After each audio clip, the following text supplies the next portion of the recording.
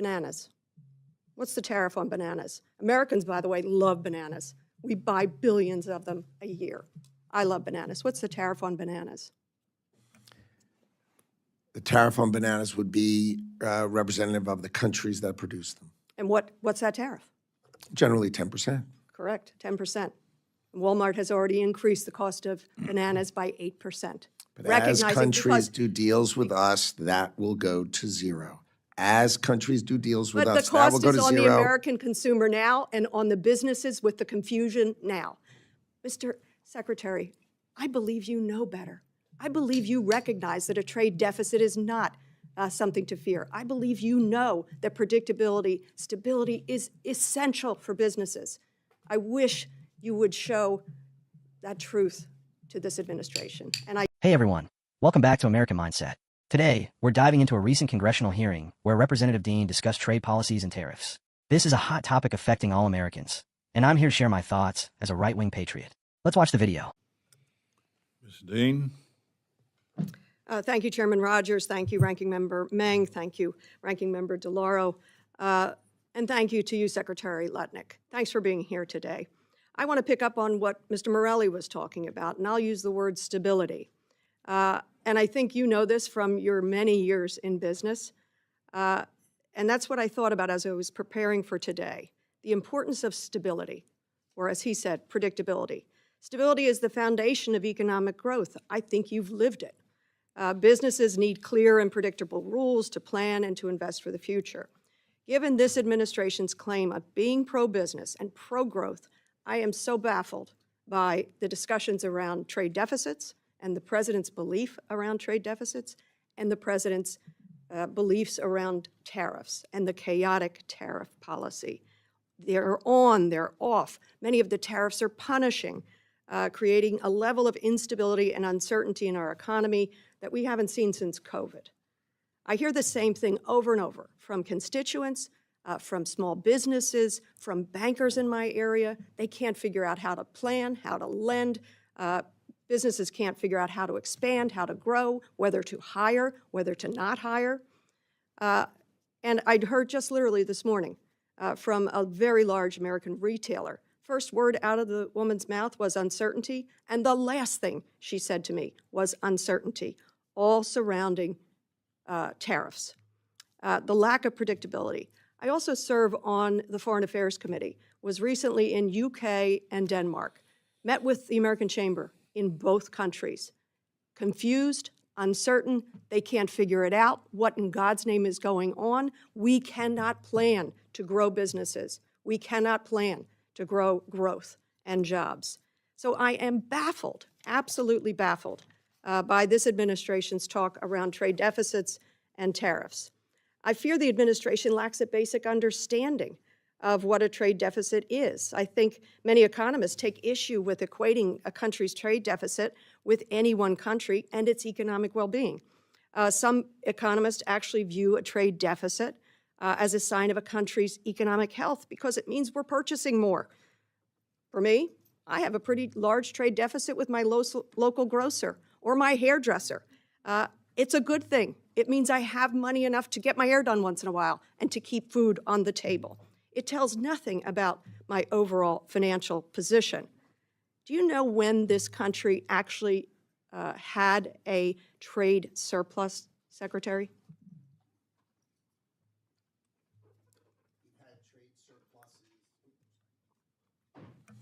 The president likes to speak about before. No, historically. When did we have a trade surplus?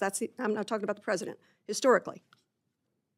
I think early, about 100 years ago. It was the Great Depression. It was a sign of what was going on. It was during the Great Depression. That's a direction none of us wants to go. Tariffs. It's 90 days. We're going to have 90 deals in 90 days. Then there's a 90-day pause. Many of these tariffs, as they say, punishing. Tariffs on things that make no sense whatsoever. Where are we going to go with the remaining deals? I know of one deal that has been apparently resolved with the United Kingdom. We got 89 more deals to do in just a few more days. Where are we on those deals? We are in the midst of negotiations with dozens and dozens of countries. We could sign deals, but they're only going to get better as we negotiate them. That's just simply not Trade- true. Because as I told you, the American... Actually, I promise you it's true because I'm doing it. So I Thank you. promise you it is true, and I'm here Thank you. testifying in front of you, and I promise you it's true. And Mr. Trump promised to bring down the cost of goods day one. And what he has done through his trade deficit fixation and his tariff chaos has nakedly increased the cost of goods. The estimates are that for consumers in my area, suburban Philadelphia, $2,000 at least a year increases on goods. I'll give you an example of one. Bananas. What's the tariff on bananas? Americans, by the way, love bananas. We buy billions of them a year. I love bananas. What's the tariff on bananas? The tariff on bananas would be representative of the countries that produce them. And what's that tariff? Generally 10%. Correct, 10%. Walmart has already increased the cost of bananas by 8%. But as countries do deals with us, that will go to zero. As countries do deals with But the us, that will cost go is to on the zero. American consumer now and on the businesses with the confusion now. Mr. Secretary, I believe you know better.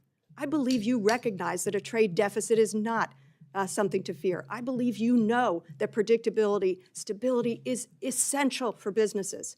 I wish you would show that truth to this administration, and I yield back. Time of the gentlelady has Do expired. you mind, Mr. Chairman, if I make one quick comment to the end? Would that be okay? I'm sorry. Would you mind if I make one quick comment to the representative? Please. There's no uncertainty if you build in America and you produce your product in America, there will be no tariff.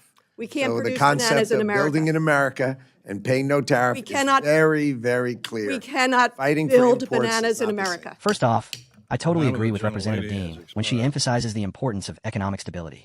As a business owner myself, I know that clear and predictable rules are essential for planning and investment. When the government creates uncertainty, it stifles growth and innovation. We need stability to thrive. Dean mentioned her bafflement over the administration's fixation on trade deficits. Let's be clear, many economists argue that trade deficits aren't inherently bad. They can actually indicate a strong economy where consumers have the purchasing power. The left seems to want to scare us into thinking deficits are a disaster, but that's misinformation. I love her analogy about having a trade deficit with her local grocer and hairdresser. It's a great way to illustrate that just because we're buying more doesn't mean we're failing. It shows we're engaging in commerce and supporting our local economies. This is the kind of common sense thinking we need. She pointed out that the last time we had a trade surplus was during the Great Depression. Folks, that's a critical point. A surplus back then was indicative of economic distress. We should strive for strong trade relationships, not isolation. Now let's talk about the administration's promised 90 trade deals in 90 days. Where are we on that? Only one deal completed? This is unacceptable. We need our leaders to be accountable and ensure that American businesses can thrive through solid agreements. It's alarming to hear that small businesses and large retailers are struggling to plan due to chaotic tariff policies. This isn't just a talking point. It impacts real people and jobs. We can't let bureaucratic confusion hold back our economy. The confusion expressed by American chambers of commerce overseas is a clear signal that our trade policy is in disarray.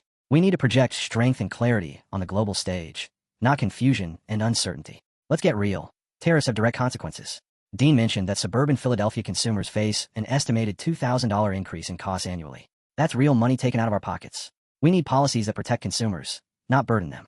Her example of the 10% tariff on bananas is spot on. Tariffs lead to higher prices at the grocery store, and we all feel that pinch.